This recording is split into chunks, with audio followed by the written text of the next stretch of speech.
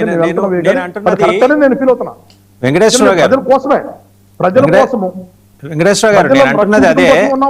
ఒక్క నిమిషం వెంకటేశ్వరరావు గారు, నేను పర్హాప్స్ చూసిన వాళ్ళల్లో గడిచిన 2.5 decades లో ఇంత నిర్భీతిగా, ఇంత నిశ్చితంగా తన మనసులో ఉన్న మాటని బోల్డ్గా చెప్పిన లీడర్ పవన్ కళ్యాణ్ గారే.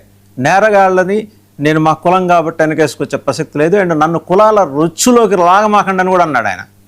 నన్ను కన్ఫైన్ చేయమాకండి, నేరగాడిగానే చూడండి.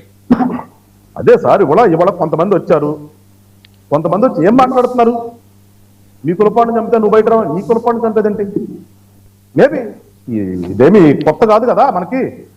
చంపటాలు, చచ్చిపోవటాలు, లేదంటే గ్రూపులు కాదు నరుక్కోవటాలు, ఇవన్నీ అనాదిగా ఉన్నాయే కదా సార్. ఇవన్నీ ఆధిపత్య పోరులు అనేది ఇవాళ కొత్తగా వచ్చింది కాదు. లేదు, ఈ క్రిమినలైజేషన్ కొత్తగా వచ్చింది కాదు. కొన్ని సందర్భాల్లో మనమే ఎన్కౌంటర్ చేస్తే పోలీసులని తప్పట్టగొట్టిన సందర్భాలు కూడా ఉన్నాయి కదా. అది తప్పే కదా, ఎన్కౌంటర్ చేయడం అనేది పెద్ద తప్పు, ప్రజాస్వామ్యంలో లేదు కదా మనకి. కానీ కొన్ని సందర్భాల్లో మనకి నర్మగర్భనంగా మనం టప్పట్లు కొట్టిన సందర్భాలు కూడా ఉన్నాయి కదా. సో ఇవాళ పవన్ కళ్యాణ్ గారు ధైర్యంగా చెప్పారంటే, ధైర్యం అనే దానికంటే కూడా నేనేమంటానంటే, ఈ సోకాల్డ్ బ్యాచ్ అయితే వచ్చేసి మీ కులపాటు చెప్పారు, ఆ కులం కన్నా ఏం జరుగుతుంది, మీరు వాళ్ళకి ఇప్పుడేంటి ఇక్కడ అనేది ఒక స్థానంలో ఉన్న తర్వాత, ఒక స్థానంలో ఉన్న వ్యక్తికి కులాలు ఏంటి అంటున్నాను.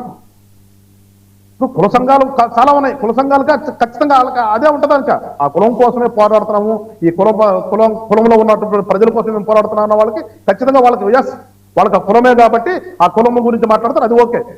వన్స్ అక్కడి నుంచి దాటి కొంచెం ముందుకు వచ్చి రాజకీయ నాయకుడిగా అయిన తర్వాత, ఒక ఎమ్మెల్యే అయిన తర్వాత, లేదంటే ఒక ఎమ్మెల్సీ అయిన తర్వాత, లేదంటే ఒక మంత్రి అయిన తర్వాత, మొత్తం కదా ఆ కులానికి కాదు కదా ఈయన మంత్రి, ఆ కులానికి కాదు కదా ఈయన ఎమ్మెల్యే, ఆ కులానికి కాదు కదా ఈయన ఇంకోటి.